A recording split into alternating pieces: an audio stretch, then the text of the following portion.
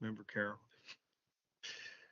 My name is John Von Paris, and I am the chairman of the MDTA Finance and Administration Committee. Today is Thursday, December 4th, 2025, and I hereby call the meeting of the Finance and Administration Committee to order at 9 a.m. In accordance with the live streaming law, this meeting is being conducted via video conference and is being live streamed on the MDTA Finance and Administration Committee webpage. All members will have their video active during the entirety of the meeting. For the record, Member Rosen is unable to join us today at the meeting. Minimize background noise during the call. I would ask that everyone on the line please mute your phones except when speaking. I ask that those who are presenting or answering a question to please turn your video and audio on when speaking. When you are done, please turn your video off and put your audio on mute. There are no members of the public, no elected officials, and no media who have pre-registered to comment at this morning's meeting. At this time, we will begin with agenda item number 1, the approval of the November 13th, 2025 open meeting minutes. Is there a motion? So moved, Member Carroll. Thank you, Member Carroll. Member Ardinger, I'll second. Thank you, Member Ardinger. So all those in favor? Aye. Aye. Opposed? Motion carries. Thank you very much. The minutes are approved. We will move on to the next item.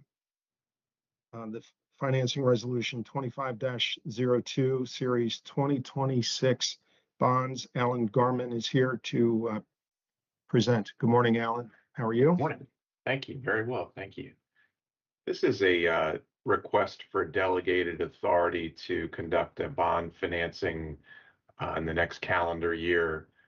We had a previous resolution approved by the board in April, and we didn't need the financing by the deadline, which was December 31st of this year. So we're requesting an updated resolution to extend that deadline to December 31st of 2026.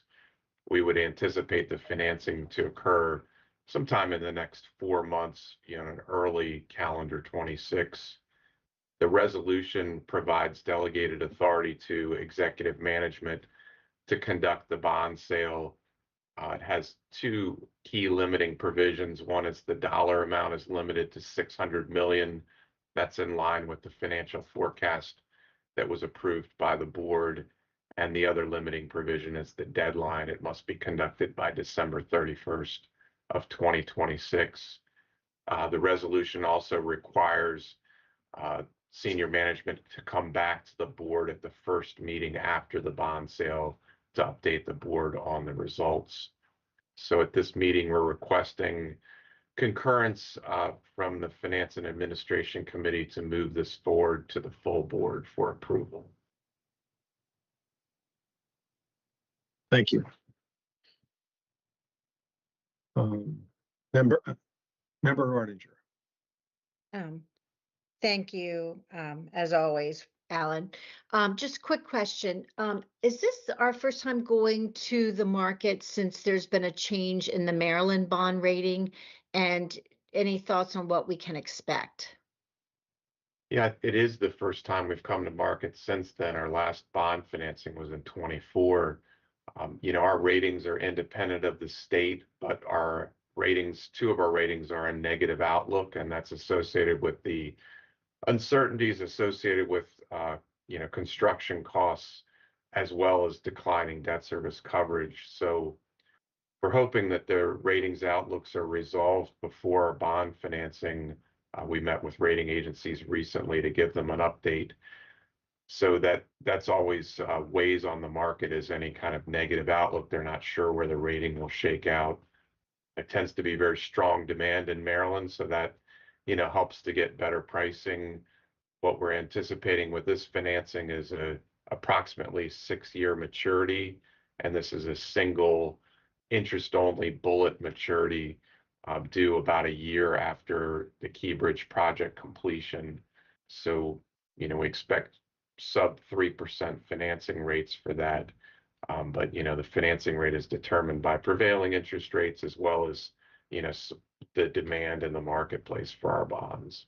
And so certainly it's influenced by the state's credit rating, but it's primarily driven by our AA credit ratings and outlooks.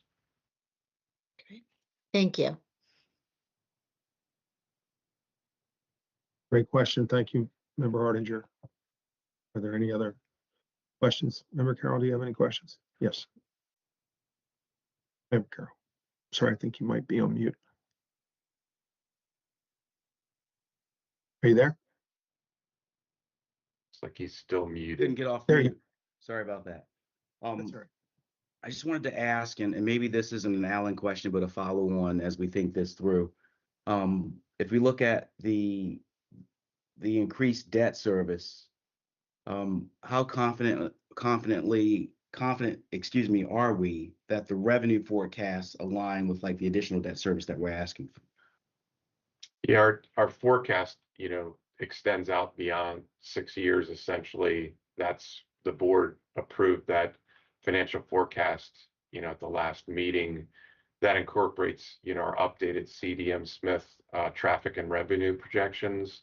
The forecast also recognizes the need for a toll increase in fiscal 28. So the ability to meet debt service and maintain 2 times debt service coverage is contingent on the revenue projections that you pointed out, as well as, increased revenues through toll increases in fiscal 28 and beyond. Okay. Thank you for that. Thank you, Member Carroll. Okay. Let's see. Is there a motion to advance this item to the full board for approval? Member Ardinger, I will so move. Thank you, Member Ardinger. Carol, second. Thank you. All those in favor? Aye. Aye. Opposed? Motion carries. Thank you very much. Thank you, Alan.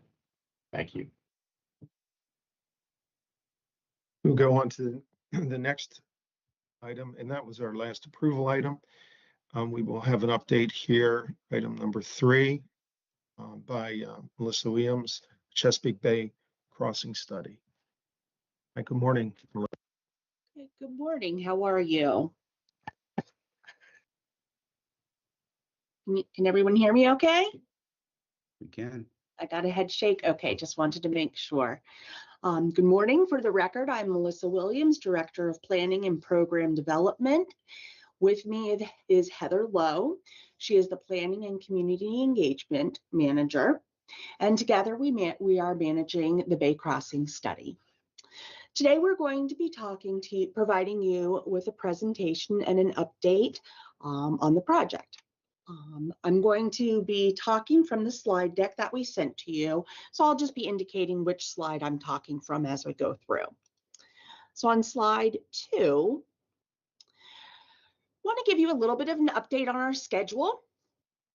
So as you can see, we began this study in June of 2022. And since then, we have met with the public several times. We've tried to meet with the public on a yearly basis, which has worked out very well so that we could share different points in the project, where we are and how we've been progressing. I'm very happy to say that we have been sticking to our schedule. The start point and the end point have not changed on the schedule, even with a lot of challenges coming from way above us and coming from different places. We have not, though we have wiggled within the schedule, the start point and the end point have not changed. We are still on track to have a record of decision and a final environmental impact statement at the end of 2026. So that's very exciting. We're really excited to be, to see the light at the end of the tunnel, even though we're not looking at a tunnel. So we're going to move on from there. Bad joke, good point to move on. So moving on to slide 3, we're looking at our purpose and need. Quick rewind, quick review of what we're doing here. The purpose of the Bay Crossing Study, Tier 2 NEPA, is to address the existing and future transportation capacity needs and access across the Chesapeake Bay at the Chesapeake Bay Bridge approaches along the US 5301 corridor.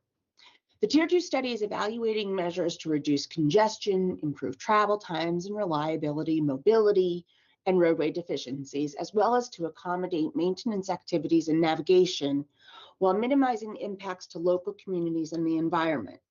All of this while looking to remain fiscally responsible and keep the cost as responsible and down as best as we can. Next slide, we're looking at our study limits, which were from east of the 2450 interchange, which is our western limit, traveling eastbound across the Bay Bridge, all the way over to the 5301 split. We needed to look at the traffic influence of this large corridor so that we could really understand the traffic at the Bay Bridge itself. On our next slide, we're looking at the elements of alternatives. So we wanted to look at different alternatives for how we could address the purpose and need of the project, how we could address the Bay Bridge. But before we developed alternatives, we had to figure out what elements do we need to look at? What pieces do we need to look at? And Bruce likes to laugh at me because I always give my example of buying a car.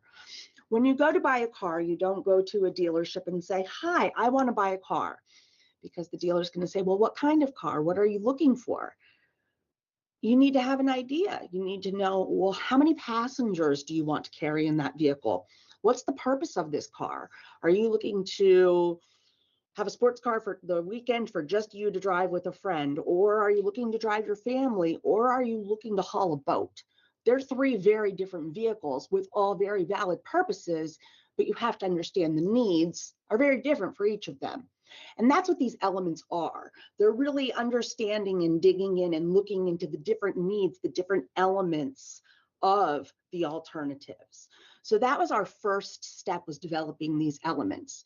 We looked at the existing bridges, our structure type, which goes back to my bad tunnel joke, and then our alignments relative to existing 5301, the number of lanes, both on the approaches and the bridge itself, the structure location, transit, TSM, TDM, and shared use path. And on the next slide, I'd like to dig into each of those just a little bit. So on slide 6, we have elements overview. So I'd like to just take a couple of minutes to talk about these elements and how we analyzed each of these elements. So our first element was existing bridges. Now, you'll see here we're a little bit color coded, where we have the color that is recommended and the gray is what's not recommended. So for existing bridges, we looked at removing both of the existing bridges or keeping one or both of the existing bridge spans. And what we determined through our analysis of the existing structures was that both of the bridges are aging and both of the bridges need to be replaced. Therefore, we determined that it made the most sense to remove both of the existing bridge spans. Therefore, that is the element that we are moving forward with. Another element was the structure type.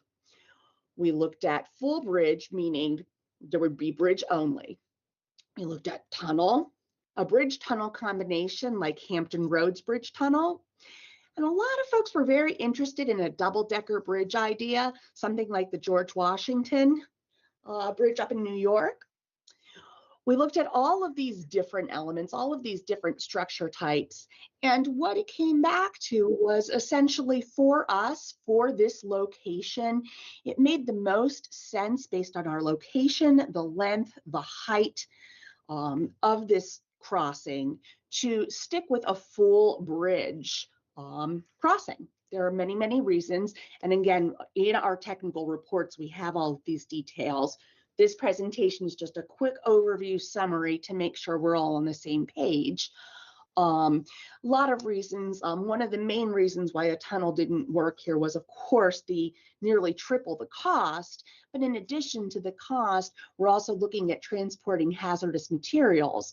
And I'm realizing this is the only crossing of the bay, looking at things like transporting even fertilizer and things like that would be very difficult since we can't have hazardous materials in tunnels.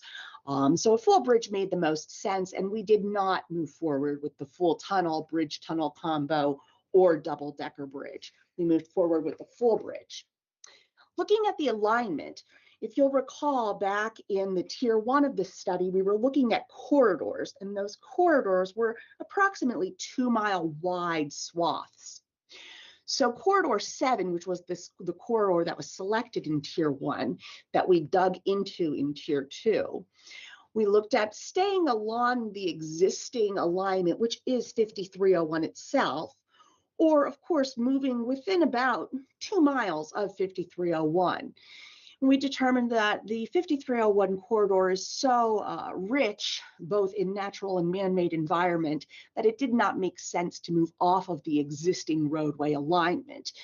The impacts would be far too great.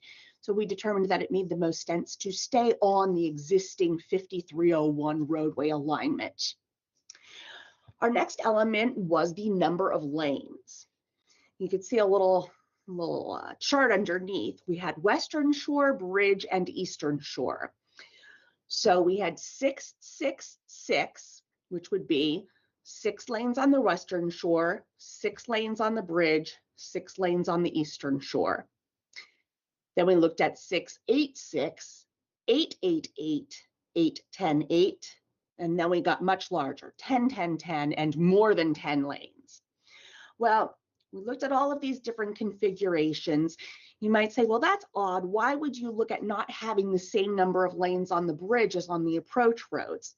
Interesting point is that the bridge itself tends to carry a little bit less traffic than the approach roads. Keep in mind, we're traveling your grade, you're traveling up. You've got a little bit of the looky-loo factor. Things like that. Your bridges just tend to have a little bit less capacity than the approach road. So oftentimes if you have more capacity on the structure, you actually level out with your throughput. So it made sense to look at having more capacity on the bridge itself than the approach roads, just to see how the vehicles would react. So we moved forward with looking at a 686, an 888, and an 810-8.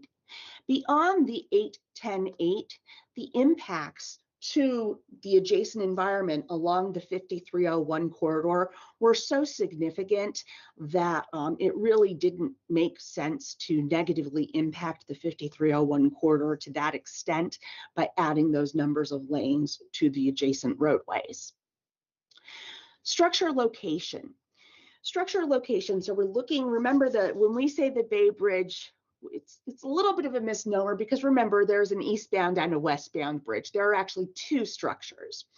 So we looked at North Bridge location, a South Bridge location. We looked at putting a new bridge in the middle or far south of the existing bridge location. Based on the impacts and how this might work, what we ended up with was looking either just north or just south. So we ended up looking at building 2 new bridges, and one would be in the middle and one would be either north of the existing 2 bridges or one would be south of the existing 2 bridges. And those were the 2 elements that got carried forward. Moving on to the transit element, we looked at ferry, high capacity transit rail, high capacity transit, bus rapid transit, bus service improvements. We looked at TSM TDM, which is transportation system management, transportation demand management. We looked at ramp metering, congestion pricing, interchange consolidation, park and rides, part-time shoulder use, express local lanes, priced managed lanes. We looked at a whole host of different opportunities out there. We worked with MTA, we worked with both of the counties, Queen Anne and Anne Arundel counties, working with the local transit providers. And what we realized was that the best thing to do is to support MTA and the local transit providers to help enhance the plans that they have now and the plans that they have in the future. So that's what we're looking to do. We're looking to support their plans and to help enhance their plans in the future. And we believe that by helping to enhance the bus service that they have ongoing and that they plan to have in the future, as well as helping to support the park and rides that they have now and are planning in the future, that is the best way that we can help support and enhance transit use in the area. In addition, recall that there is ferry service that is being planned in the area as more of a not so much for transportation, but more for a entertainment, recreational type purpose. That is wonderful, and we are very much in support of that. However, that's not necessarily part of our project, and it's not so much for a transportation use as much as it is for a recreational purpose. So it's not part of our project, but please note that that is ongoing on its own separate track. And then the last element that I'll speak about is our shared use path. Shared use path is a barrier separated from the highway, from the roadway. So please don't worry about cars and bikes and peds mixing. That would not happen. We're talking about a barrier separated bicycle pedestrian path that would go along the Bay Bridge. So the options were add a bike ped path or don't add a bike ped path. And overwhelmingly, we received an awful lot of support for adding a bicycle pedestrian path along the Bay Bridge. Our analysis showed that there are bicycle pedestrian paths on both the eastern and western shores that a path across the bridge could connect into. So we are continuing to research and study this possibility to see how the connections might work and how this might work on any of the alternatives that we move forward with. So at this time, I'm going to move on to slide 7, and I'm going to turn it over to Heather. And what she's going to talk about is how all of these elements and all of these selected elements were then combined to become the alternatives that we studied. Take it away, Heather.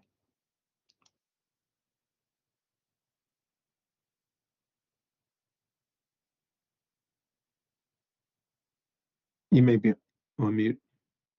No?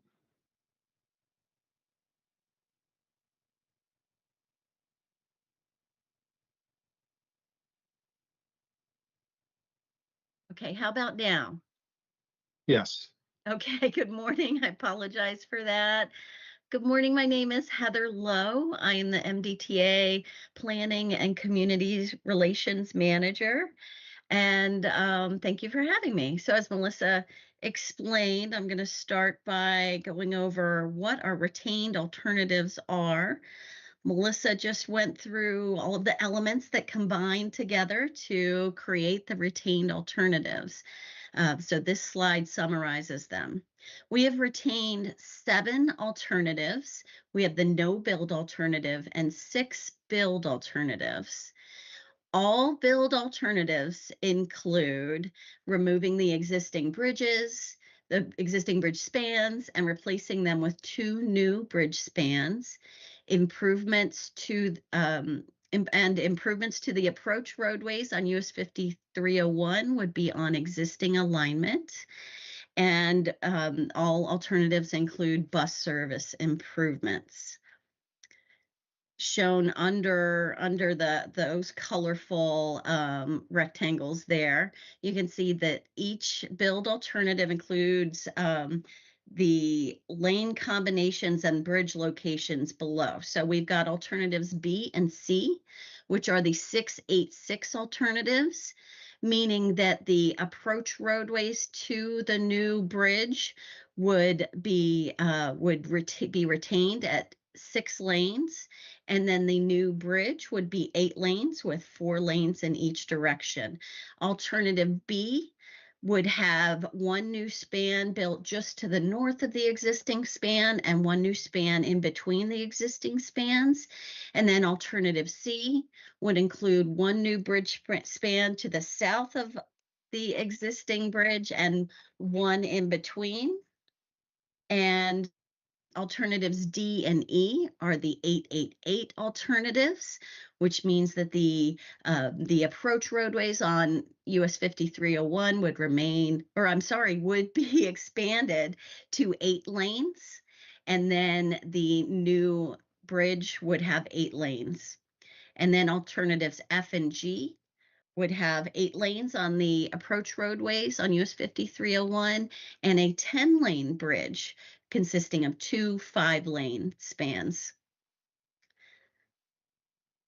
Okay, and all alternatives also will consider part-time shoulder use and park and ride improvements, as well as that inclusion of the popular shared use path on the new bridge. So moving on to slide 8. This slide is another way of looking at those alternatives.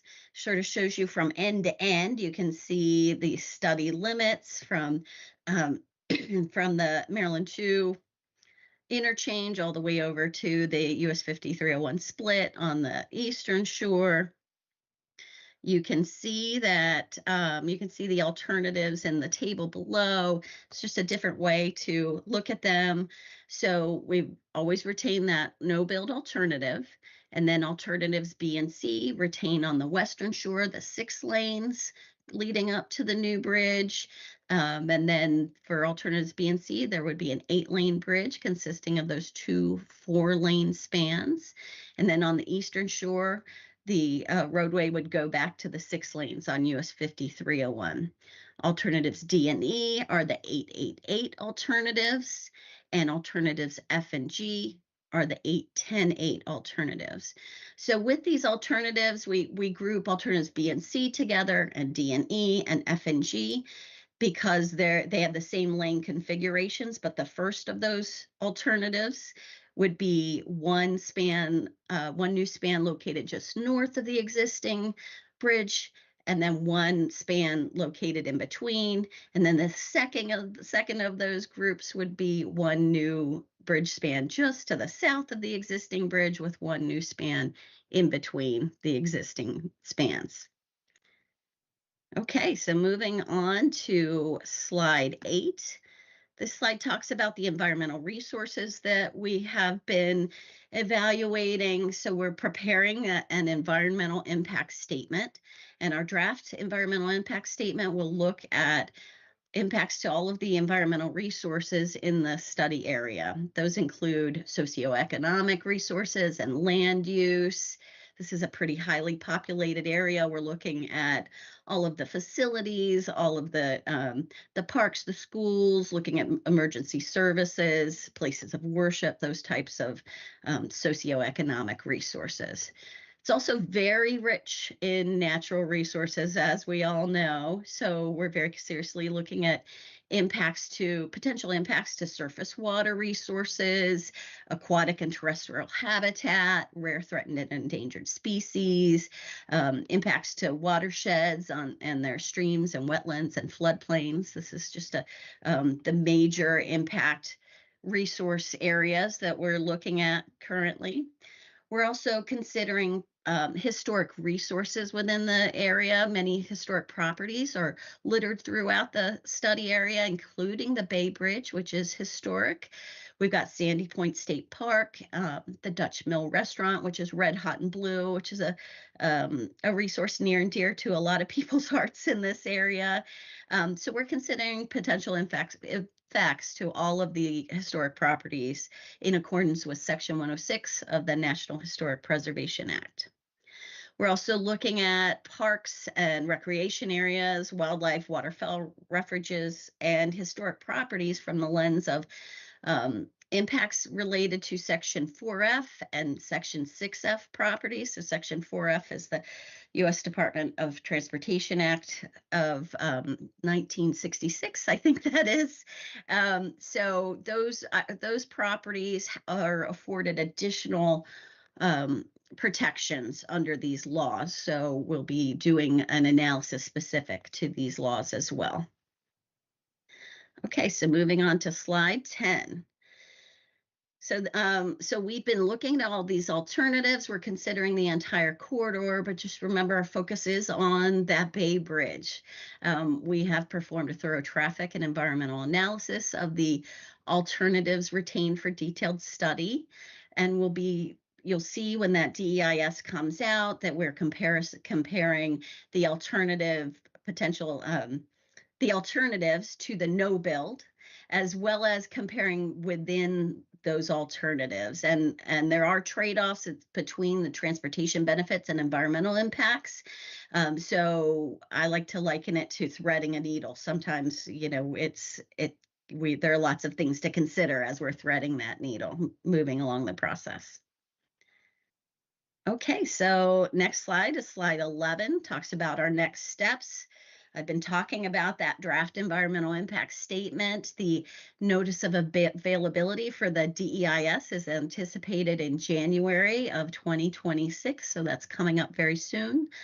Following that NOA, the notice of availability, we will have public hearings in February. And then we'll be evaluating all of the comments that we receive on that draft environmental impact statement and doing additional coordination with our partner agencies and the Federal Highway Administration. And we will be preparing that final environmental impact statement and record of decision, which is anticipated in November 2026. So that FEIS, the final impact statement and record of decision, identifies the selected alternative for the study, and it completes the NEPA study for the Bay Crossing study. Following that, we are still busy. We will still be busy between fall 2026 and spring 2028. We'll be working on procurement for final design. And in spring 2028, we anticipate beginning final design with potentially summer 2032 construction beginning. Okay, moving on to slide 13. You've got contact information here for Melissa Williams and I, and we'll turn it over for questions. Thank you. Thank you, Heather. I'd just like to pop back to slide 11 real quick as we talk through our schedule.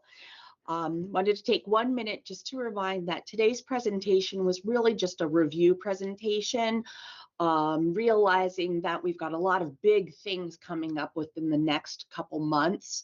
We will be coming back to you with the recommended preferred alternative.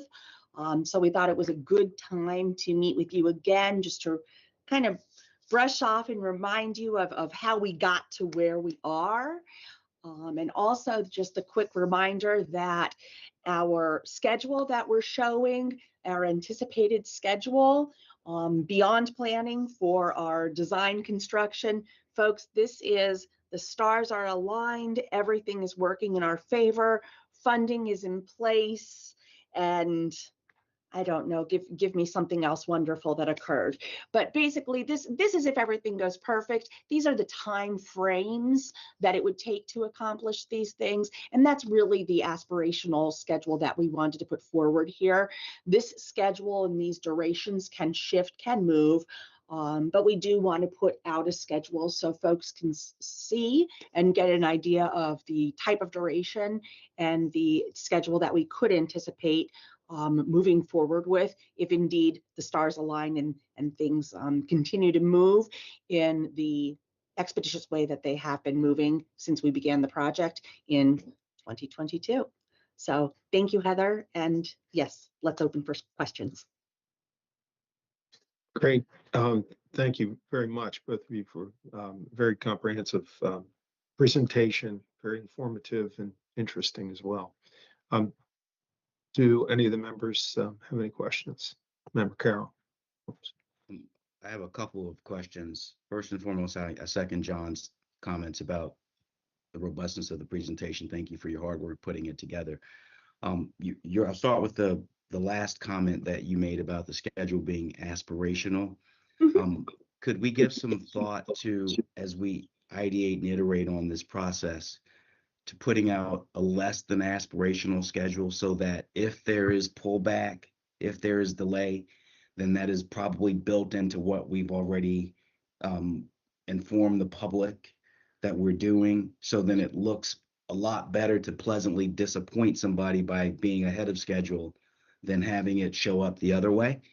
And then secondly, as we think about, I know this is first blush, if you will, as we think about how we, again, ideate and iterate on this process moving forward, I just want to make sure that we're accounting for the regulatory challenges that might exist and the economic challenges that might exist, so that if there is additional cost or delay or escalation, that's sort of built into this robust presentation that we'll share with the full board and the public at some point.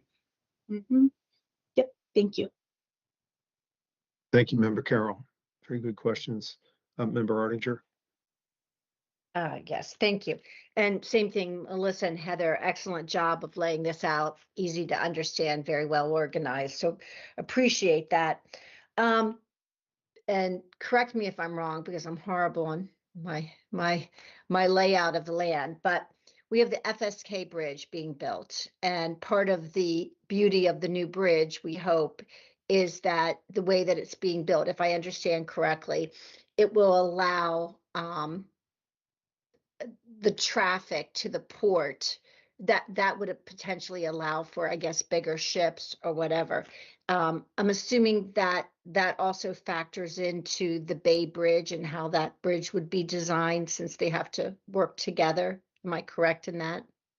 That is correct. We are working with the Coast Guard in order to for the Coast Guard to determine our navigational height for the Bay Bridge as well, just like we did for the Key Bridge. And it's very likely that the Coast Guard will determine the same navigation height for the Bay Bridge as for the Key Bridge, so as to allow those larger ships to get under the Bay Bridge, to then get under the Key Bridge to get into the port. So is it safe to say then, and I understand, again, we've got a time delay between the construction and the finalization of both bridges, but once projecting into the future, once both bridges are complete, this could be potentially a big plus for the port? Very much so. Okay, thank you. So. Great questions. Thank you, Member Artinger. I guess I wanted to just comment briefly on the community input and involvement, engagement, and so forth. I think that's very important. I think we have a good track record in that area. Listening to the suggestions, concerns, whatever, from people in the community, and of course, I think we have. Is it the Bragg? Is it there's Bragg? Okay, and then that's really good. And our elected officials and the first responders, anybody that, I guess, these stakeholders, so to speak, and I think that's very important. And it looks like we're doing that, and we have transparency and everything else. So I think that's just very important in a project like this. I think it's. And again, I found it to be very interesting, and I've been thinking about that. A lot of us, it's been on our minds about where we are with it, with the Bay Bridge crossing, and this is very informative. And I thank Melissa, thank you, and Heather, thank you as well. You're welcome. Well done. Thank you. Thank you. Okay, we will move on to the last item on the agenda, property insurance, and Lynn Fry is here to speak to us about that and give us an update. Hi, good morning, Lynn. Hi, good morning. Thank you for having me today. I'm going Thank to you. share this PowerPoint with you. So I just want to give a brief overview of the insurance policies that we have here at the agency. According to the trust agreement, we're required to maintain a comprehensive insurance program. Let me go back to the first slide. This first slide shows the comprehensive insurance program that we have. It consists of this self-insurance through the State Insurance Trust Fund, and then the MDTA policies that we have that we strictly have specific to our agency. With the State of Maryland self-insurance, it's administered by the State Treasurer's Office. The agencies are assessed premiums based on the claims submitted by the agency. The claims are amortized over a 5-year period. You can see below what some of the coverages are for those claims. In fiscal year 25, the premium or the payment was $911,000 and $762,000. That's a pretty heavy plan there for the insurance. I'm sorry, it keeps going back and forth. Now, if we move forward to our specific commercial policies, there's 4 here with MDTA. I'll start with the smallest one, which is our crime policy. It consists of one company, Travelers Insurance Company covers that. It has a $750,000 limit, policy limit, and a $50,000 deductible. This is a 3-year policy. The premium for that policy is $19,144. We took the option of paying a 3-year premium at one time versus yearly. Our next policy is our Bridges and Tunnels liability policy. It covers our 12 major bridges and tunnels, law enforcement liability, and a separate terrorism liability coverage. That came about as a part of TRIA, a Terrorism Risk Insurance Act. It's a federal mandate that all agencies cover liability terrorism under their policy.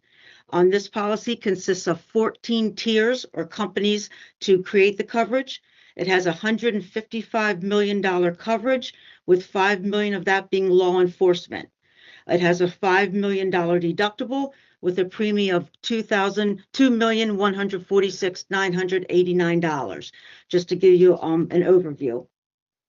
The terrorism policy. We used to have a separate policy here at MDTA, but then when the TRIA took over, it got moved into the liability. However, I wanted to point out that the state treasurer's office has a statewide blanket policy for property damage under terrorism. That, of course, is statewide. It's administered by the state treasurer's office. It has one carrier, which is the Lords of London, and it has a $500 million limit. And this does include lost revenue. Now, unfortunately, if a terrorism occurs to several different pieces of the state government, it's not $500 million to each part. It's consistent over one occurrence. Now, our bridges and tunnels property, which unfortunately we're all familiar with due to the last catastrophic event, it includes 12 major bridges and tunnels, 68 non-major structures, which are included as elevated roadways, as well as loss of revenue. Now, in the past, we had a $350 million limit. During our renewal process this year, the broker came back and gave us an option of changing our coverages, increasing them to $500 million. Now, they encouraged this to occur because all the other state agencies have been raising their policy limits to mitigate property values and due to inflation. So we had about a very quick turnaround, about a 1-day period in order to meet our renewal of 12/1. So I presented this option to the CFO, who had discussions with senior management, and it was determined that we would go ahead with this option and increase our limits to $500 million.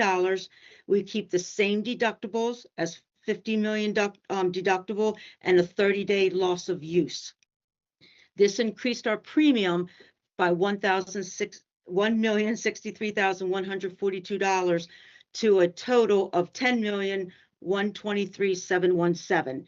And this increase will be incorporated in the 2027 operating budget. So as of 12/1, the policy limits increased to $500 million with the same deductibles, and you have the policy limit increase for the premium. So that about covers our insurance policies here. Are there any questions? Just a point of clarification. I think you had mentioned 19,000 on the one. I think you meant to say 19 million on the one policy. The crime was 19,000. Is that what you mean? Is it 19,000? Mm-hmm. Yes, it's okay. It's $6,300 a year. It's not that high. Okay. All right, I wasn't sure if you were referring to the policy or not. Okay. Yeah, probably, All right, because of thank you. the lower limits of the 750,000. I think just generally the challenges with insurance on major infrastructure like bridges and tunnels and so forth is a national problem. It is. It's a national challenge, I think, and we're not alone in that area. It is sometimes it can be confusing with the interplay between the state and our agency and how it all works. And I think the other thing with the insurance, I think we had our carrier, our broker will go and I guess they'll shop the market, and then there's co-insurance. I guess that goes all through that. Others step up and take a portion of it. Other carriers. So it can get complicated, but you boiled it all down and made it a little bit more easier to understand the big picture here. So, but I do think that I know we have been somewhat proactive here recently with the doing some self-insurance, the deductibles, looking at that, and also taking a look at the springing, I guess, amendments that we were taught that Alan is very familiar with, and we were talking about that as well, doing some self-insurance. So, but I'm very interested in more of the details behind this. Maybe outside of this meeting, I'd like to meet, and anybody else, I guess, that would care to, but to learn a little bit more of the finer details, if possible. Okay. Insurance is it's always interest. I have an interest in that, a lot of interest in how it works. And I just want to give my 2 cents. May not be worth anything but 2 cents, but I'd like to do that. All right. Do any of the members have any questions or comments here on this matter? Okay, doesn't look like it. So, Lynn, thank you very much. I appreciate your presentation this morning. Okay, well, I think we've covered everything on the agenda. Is there a motion to adjourn? Member Ardinger also move. Thank you, Member Carol, Ardinger. second. Thank you. All those in favor? Aye. Aye. Opposed? Motion carries. We stand adjourned. Thank you both very Have much, a and great all day, of you. everybody. Thank you. Bye, care. everybody. Bye-bye. Thank you.